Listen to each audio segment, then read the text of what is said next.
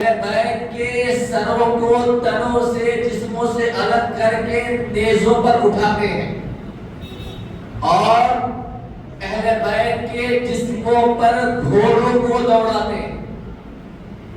ان میں سے ایک شخص تھا جس کا نام تھا مروان، ایک شخص تھا جس کا نام تھا عمر بن سعد، عمر بن سعد بن ابی وقاص۔ یہ کون ہے عمر بن سعد؟ سعد رضی اللہ تعالی عنہ وہ ہیں جن کو اللہ کے رسول نے اپنی زندگی مبارک میں، اپنی حیات میں جنتی ہونے کی خوشخبری دیتے۔ سعد بن ابی وقاص 10 عشرے مبشرہ ہیں جن کو اللہ کے رسول نے اپنی زندگی مبارک میں جنتی ہونے کا ٹیگ لگایا، جنتی ہونے کی خوشخبری دی، جن میں سے 4 خلفائے راشدین ہیں، ان کے بعد باقی 6 جن میں سے سعد بن ابی وقاص ہے۔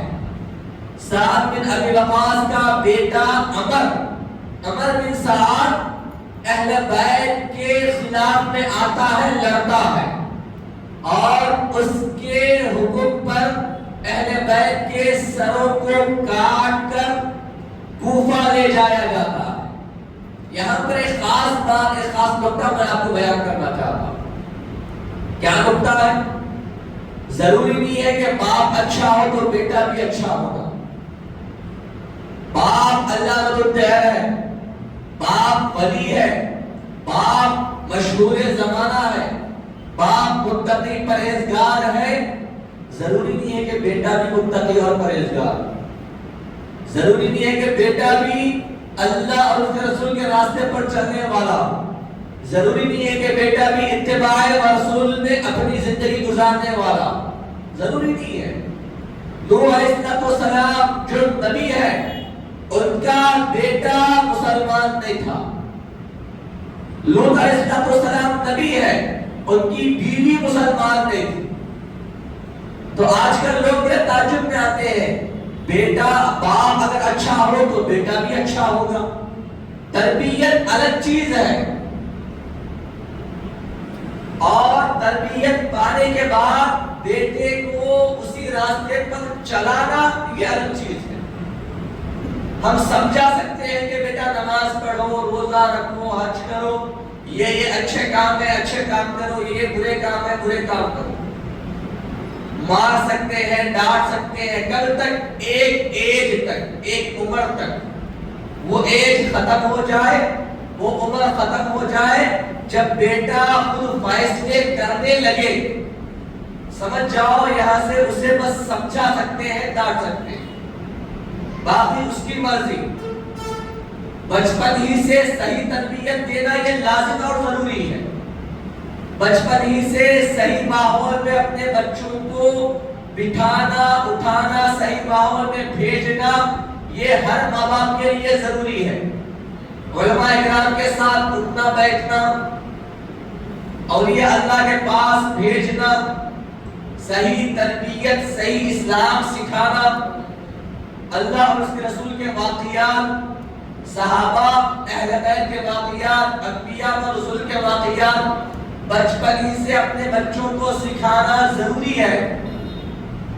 اس کا مطلب یہ نہیں ہے کہ سب کچھ سکھا دیا، اس کو آزاد کر دو، وہ جو چاہے کرے، نہیں میرے عزیزوں، بچپن ہی کی تربیت بڑے ہونے کے بعد کام آتی ہے۔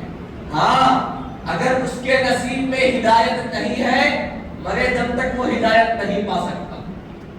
اگر اس کے نصیب میں ہدایت ہے، برا آدمی بھی اچھا بن کر مرے۔ اسی واقعے کو میں بیان کر رہا تھا۔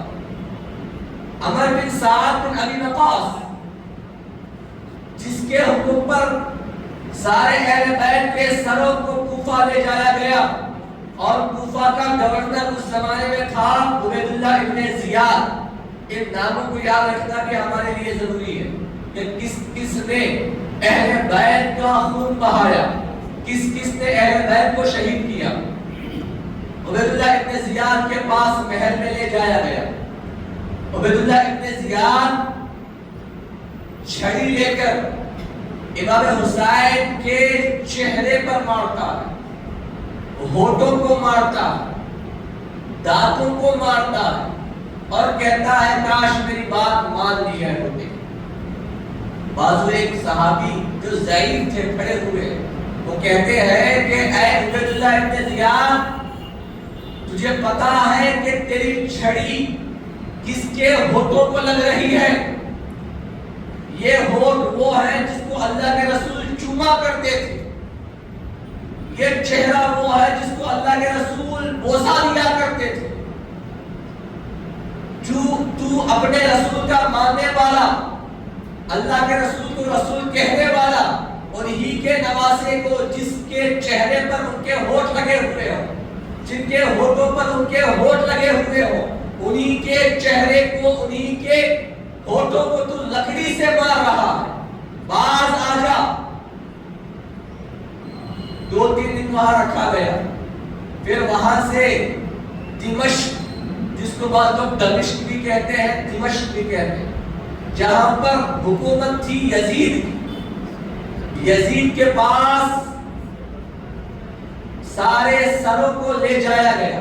راستے میں کئی واقعات ہوئے، کوفہ کے راستے میں، جب کوفہ کے اندر سارے سروں کو اور جتنے وہاں کے اہل بیت کے جو بچ گئے تھے، عورتیں، نام زینب تھی، ان میں سکینہ جو چھوٹی بچی تھی جو امام حسین کی لڑکی ہے، اور امام حسین کی بیوی جس کو شہر بانو کہا جاتا ہے، دیگر عورتیں تھیں، اور ایک بیٹے جو زین العابدین علی اوسط جسے کہا جاتا ہے۔ سارے لوگ، راستے میں تکلیف دی گئی، بھوک اور پیاس کو بچے تڑپ رہے ہیں، سسکیاں لے رہے ہیں، تڑپایا جا رہا ہے۔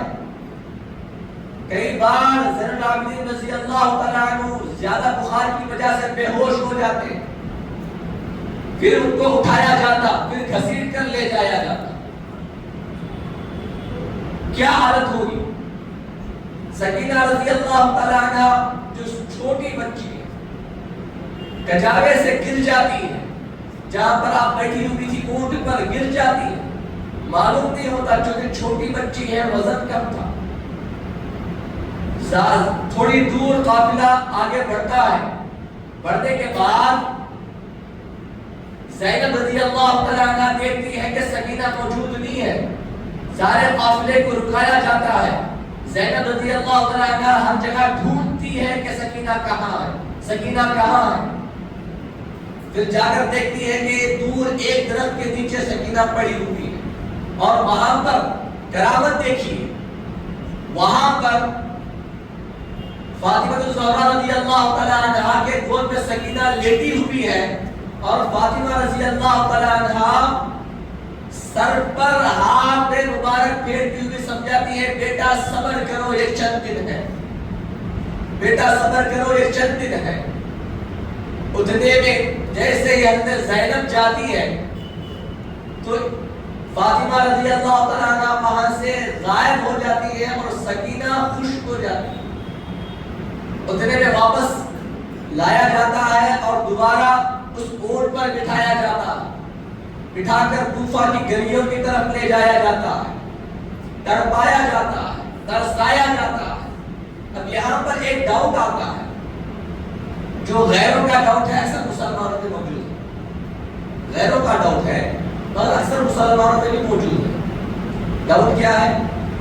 اللہ کے رسول چاہتے، امام حسین چاہتے، ان کے پوتروں کے پوتروں کے پوترے، ان کے خاندان میں جو خواجہ غریب نواز معین الدین چشتی اجمیری رحمۃ اللہ علیہ، ایک کوزے کے اندر سارا انا ساگر جو تالاب ہے، سارا تالاب کا پانی ایک کوزے میں کرامت سے آ گیا ان کے، تو ان کے دادا کے دادا کے دادا کے دادا امام حسین اگر ایک اشارہ دیتے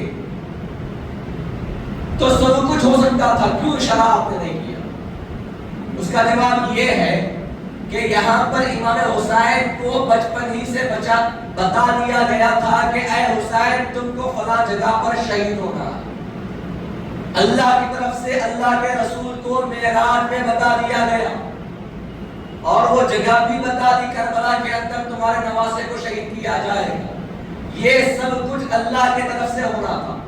ایک اور داؤد ایک عیسائی ایک مسلمان جو بڑے علامہ تھے ان کے پاس آیا اور کہنے لگا کہ تم اپنے نبی کو افضل و اعلیٰ مانتے ہو, تمہارے رسول کو بڑے مرتبے و رتبے والا مانتے ہو, تمہارے خدا کے بعد کسی کا وہ رتبہ و مرتبہ ہے تو تمہارے رسول ہیں. انہوں نے اپنے نواسے کو کیوں نہیں بچایا؟ وہ چاہتے تو بچا سکتے تھے, کیوں نہیں بچایا؟ تو اس کا جواب وہ علامہ کہتے ہیں عیسائی تھا. اب اس کو کہیں گے دلائل دیں گے قرآن کے یہ ہے حدیث میں یہ ہے فلاں فلاں. اللہ کے رسول نے فرمایا سامنے والا جب سوال کرے اس کے عقل کے مطابق جواب دیا کرے. کوئی جاہل آ کر سوال کرے اس کو دلائل دے کے قرآن میں یہ آیت ہے حدیث میں یہ آیت ہے فلاں فلاں مقام پر یہ لکھا ہوا ہے, سمجھ میں نہیں آئے. عربی اردو والے کو اگر عربی میں بات کریں گے سمجھ میں نہیں آئے. اردو والے کو اردو میں ہی بات کرنا, تیلگو بات کرنے والے کو ہم اردو میں یا ہندی میں بات کریں گے سمجھ میں نہیں آئے گا. کیوں؟ کیونکہ اس کی عقل میں تیلگو ہے, اردو اور ہندی نہیں ہے. اس کو ہم تیلگو میں بات کریں گے تبھی جا کر تیلگو میں وہ بات کو سمجھے گا. اسی طرح اسلام اور ایمان کی جو باتیں ہیں سامنے والا جو سوال کرے اسی کی عقل کے مطابق جواب دینا ضروری ہے. ایک بہت بڑے بزرگ تھے, ان کے زمانے میں ایک شخص کہنے لگا میں اللہ کو نہیں مانتا, اللہ ہے کو دکھاؤ. وہ بزرگ تھے اور ان کو دلائل دیں گے اللہ ایک ہے, قل واللہ, اللہ نے کہا کہ اللہ ایک ہے, فلاں فلاں فلاں, ماننے کو تیار نہیں. کہے گا مانتا اس لیے اللہ ایک ہے, اللہ کو ہی نہیں مانتا تو قرآن کو اور حدیث کو کیا مانے گا؟ اب سامنے والے کے عقل کے مطابق جواب دینا ہے. بزرگ نے ایک مٹی کا ڈھیلا اٹھایا اور کھینچ کر اس کے سر پر لگا, بہت زیادہ درد ہوا. وہ شخص بادشاہ یا اس زمانے کا جو قاضی تھا اس کے پاس گیا, جا کر شکایت کرنے لگا کہ اس نے مجھے مارا, اس نے مجھے مارا. اب کیا کرے؟ بلایا گیا, آؤ کیا تم نے مارا؟ بزرگ نے کہا اگر میں مارا ہوں تو دلیل دکھاؤ, اگر میں نے اس کو مارا ہے تو اس چیز کی دلیل دکھاؤ. وہ کہنے لگا تھا اللہ ہے تو دلیل دکھاؤ. تو یہی سوال بزرگ نے کیا کہ میں نے اگر اسے مارا ہے تو دلیل دکھاؤ. تو وہ شخص کہنے لگا چونکہ پتھر نہیں تھا, مٹی کا ایک ڈیلا تھا, مٹی کے ڈیل سے مارا گیا, تو دلیل کیا ہے؟ وہ کہنے لگا مجھے درد ہو رہا ہے, اندر درد محسوس ہو رہا ہے. تو بزرگ جواب دیتے ہیں اللہ ہے تو اندر محسوس ہوتا ہے, محسوس نہیں ہوا تو سمجھو تم نہیں مانتے.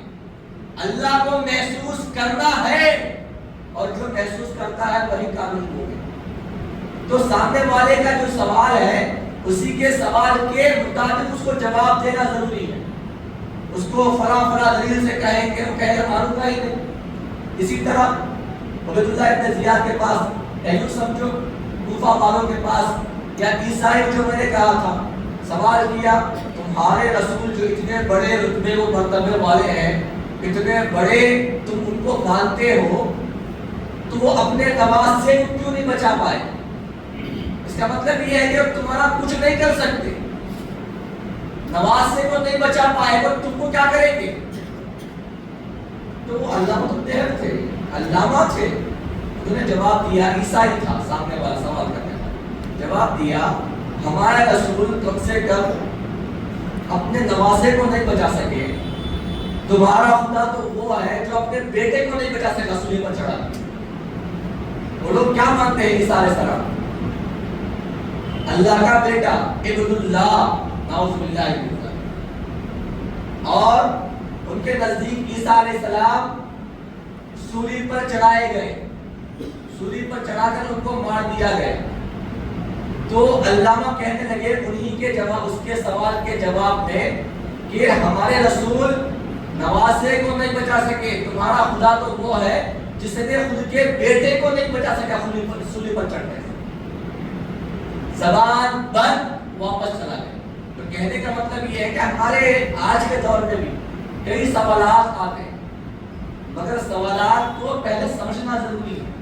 علماء کے پاس ان سوالات کو لے کر جائیں، بڑے بڑے مفسرین محدثین کے پاس یا فقیہ حضرات کے پاس سوالات کو لے کر جائیں، ان کے پاس جواب کو سنیں. ایسا نہیں کہ یہ سوال آیا میں خود سوال کروں گا، بحث ہونے لگی دو دوستوں کے اندر، یہ فلاں بات کہہ رہا ہے جس کو قرآن حدیث پڑھنے نہیں آتا، جس کو قرآن حدیث سمجھنے نہیں آتا، سمجھنے نہیں آتا، وہ لوگ ایک دوسرے سے بحث کر رہے ہیں. کربلا کے بارے میں بحث، رسول کے بارے میں بحث، اولیاء اللہ کے بارے میں بحث، دین کے بارے میں بحث، شرک و بدعت کے بارے میں بحث. تمام کون کر رہے ہیں؟ علماء کو کبھی بحث کرتے ہوئے دیکھا ہے؟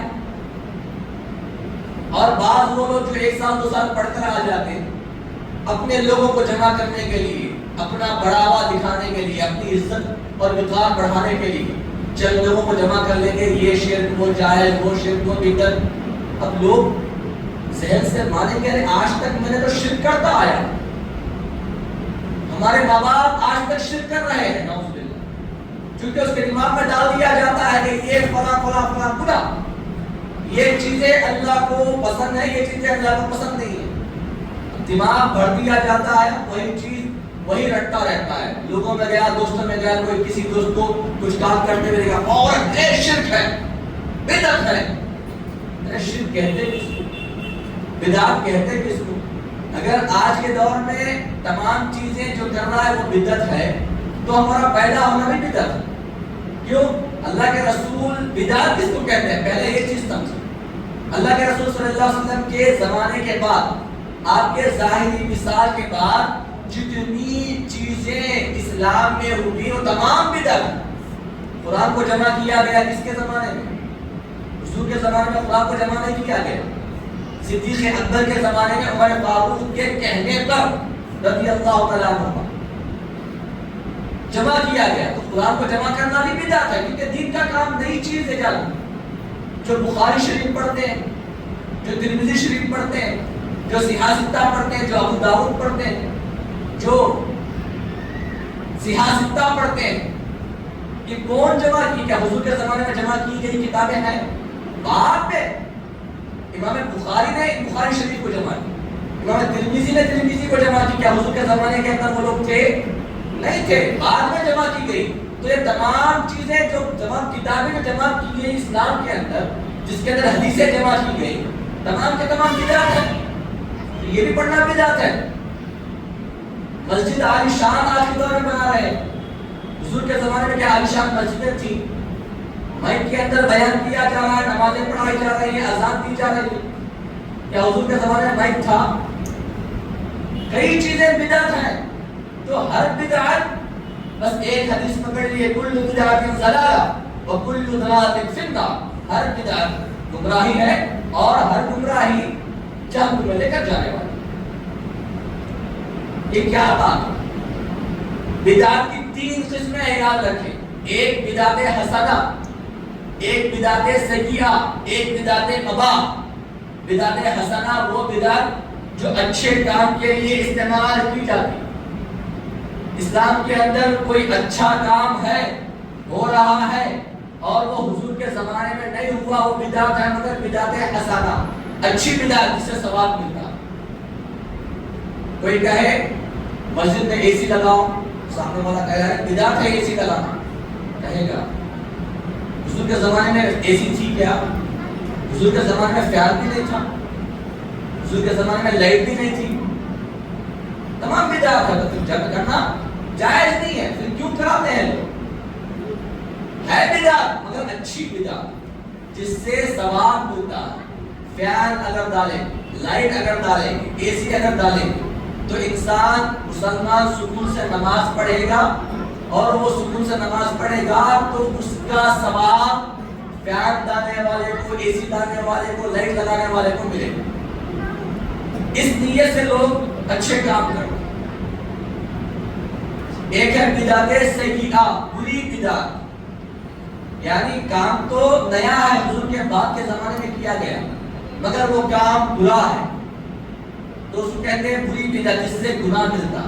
وہ بری بدعت کے بارے میں اللہ کے رسول نے فرمایا کل بدعت ضلالہ و کل ضلالۃ فی النار، ہر بری بدعت گمراہی ہے اور ہر گمراہی جہنم میں لے کر جانے والی۔ ایک ہے بدعت وبا، آج کے دور میں اگر بدعت وبا جس سے نہ کوئی ثواب ہے نہ کوئی گناہ، آج کے دور میں اسکوٹر کار چلا رہے ہیں، ایروپلین میں بیٹھ رہے ہیں، حضور کے زمانے میں پلین تھی، حضور کے زمانے میں اسکوٹر تھی، حضور کے زمانے میں گھوڑے تھے، خچر تھے، اونٹ تھے، اس پر سواریاں کرو۔ آج کون کر رہا ہے اس پر سواری؟ تمام کے پاس اسکوٹر ہے، کار ہے، اللہ نے دیا تو فلائٹ ہے، ریلوں کی سواری ہم کرتے ہیں۔ حضور کے زمانے میں تمام چیزیں نہیں تھی، بعد میں آئی۔ کہ تمام چیزیں استعمال کرنا بدعت ہے؟ ہاں بدعت ہے۔ کون سی بدعت؟ بدعت وبا، یعنی وہ چیزیں جو نئی ایجاد کی گئی، ٹیکنالوجی نئی ایجاد کی گئی، حضور کے زمانے میں نہیں تھی، وہ بھی بدعت، مگر وہ چیزیں استعمال کرنے سے نہ گناہ ملے گا نہ نیکی ملے گی۔ تو ان چیزوں کو آج ہمیں سمجھنا، تو حضور صلی اللہ علیہ وسلم کے نواسے امام حسین شہید کیے گئے، کوفہ لے جایا گیا، وہاں سے کئی دن کے بعد آپ کو دمشق یا دمشق لے جایا گیا۔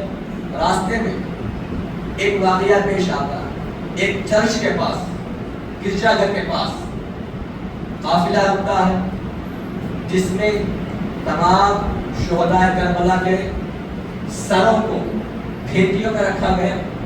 وہاں پر ایک راہب تھا جس کو کہتے ہیں چرچ کے اندر جو آج کے دور فادر ہوتا، راہب سے کہا جاتا۔ تو وہ شخص نے دیکھا کہ ایک باکس، ایک قافلہ رکا ہوا ہے جس کے اندر چند باکسز ہیں، ڈبے ہیں، ان باکسز میں سے روشنی آ رہی۔ آیا، پوچھا کہ تم کہاں سے آ رہے؟ لوگ کہنے لگے ہم کوفہ سے دمشق کی طرف جا رہے ہیں یا دمشق کی طرف جا رہے ہیں۔ تو کہنے لگا یہ باکس اس کے اندر کیا ہے؟ تو کہنے لگے اس کے اندر حسین کا سر ہے یا شہداء کربلا کے سر ہے۔ وہ شخص آرزو کرنے لگا کہ یہ باکس ایک رات کے لیے مجھے دے، میں تمہارے کھانے کا پینے کا انتظام کروں۔ لوگ لالچ میں آ گئے تھے، امام حسین کو شہید کیوں کیا گیا؟ لالچ میں آنے کی وجہ سے، چند پیسوں کے لیے، چند عہدوں کے لیے لالچ میں آ کر شہید کیا گیا۔ لالچ والے تھے تو لالچ میں آ کر انہوں نے کہا ہم نہیں دیں گے، ہم نہیں دیں گے۔ پھر وہ شخص کہنے لگا کہ فادر ہے جو راہب ہے، کہنے لگا کہ میں تم کو اس کے بدلے 10,000 دینار، 10,000 دینار، دینار اس زمانے میں سونے کے ہوا کرتے، 10,000 دینار۔ کہنے لگا میری جو پوری زندگی کی جو کمائی ہے سب تم کو دے دوں گا، ایک رات کے لیے مجھے۔ وہ لوگ کہنے لگے کہ تم کو کیسے معلوم حسین اور حسین کا سر؟ وہ راہب کہنے لگا میں نے اپنے بڑوں سے سنتے ہوئے آیا ہے کہ ایک دن اس راستے سے ایک رسول کا نواسا شہید کیا ہوا، اس کا سر اس راستے سے جائے۔ میں اسی انتظار میں تھا، آج وہ دن آ گیا جس کی وجہ سے میں نے پیسوں کو جمع کیا۔ اب وہ شخص جب 10,000 دینار دیا تو لوگ خوش خوش ہو کر آپس میں بانٹ لیے اور سر ایک رات کے لیے اس کو دے۔ وہ سر مبارک کو اپنے گھر لے جا کر، چونکہ قریب میں گھر تھا، پاک پانی سے سر مبارک کو دھویا گیا اور ایک تشت میں رکھا گیا۔ وہ راہب رات بھر اس سر مبارک کو دیکھتا رہا، تکتا رہا، رات بھر تکتا رہا۔ بعض تاریخی کتابوں میں لکھا ہوا ہے کہ امام حسین کے زبان سے ایک کلمہ نکل رہا تھا، وہ کیا؟ لا حول ولا قوت الا باللہ العلی العظیم۔ بس وہ راہب سنتا رہا۔ تاریخی کتاب میں لکھا ہوا، حدیث نہیں ہے، تاریخی کتاب میں اس طرح لکھا ہوا۔ اگر نہ بھی ہو تو کوئی بات، تو تکتا رہا۔ اس سر کو دیکھ کر وہ راہب مسلمان ہوتا اور صبح میں واپس لوٹ کر اس سر کو ان کے پاس دیتا، جو ایک چرچ کا پادری، فادر، راہب امام حسین کے سر کو رات بھر دیکھ کر مسلمان ہوا اور اس سے پہلے میں نے کہا تھا انہی لوگوں میں ایک تھا جو جنتی صحابی کا بیٹا تھا، عمر بن سعد بن ابی وقاص، جو گمراہ ہو گیا چند پیسوں کے لیے اور کربلا کے اندر اہل بیت کو شہید کرنے کا آرڈر دیا۔ تو اللہ جس کو ہدایت دینے پر آ جائے کوئی روک نہیں سکتا، اور اللہ جس کو گمراہ کرنے پر آ جائے تب بھی کوئی روک نہیں سکتا۔ جنتی صحابی کا بیٹا عمر بن سعد جنتی صحابی، ان کا بیٹا اہل بیت کو شہید کر رہا ہے۔ اللہ نے اس سے ہدایت کو چھین لیا اور اس کے اپوزٹ، اس کے برخلاف ایک فادر، ایک چرچ کا راہب، اللہ نے جس کو ہدایت دی صرف چہرے کو دیکھ کر وہ مسلمان ہو رہا۔ وقت زیادہ ہو گیا، انشاءاللہ موقع دے تو آئندہ جب ہم سنڈال کروں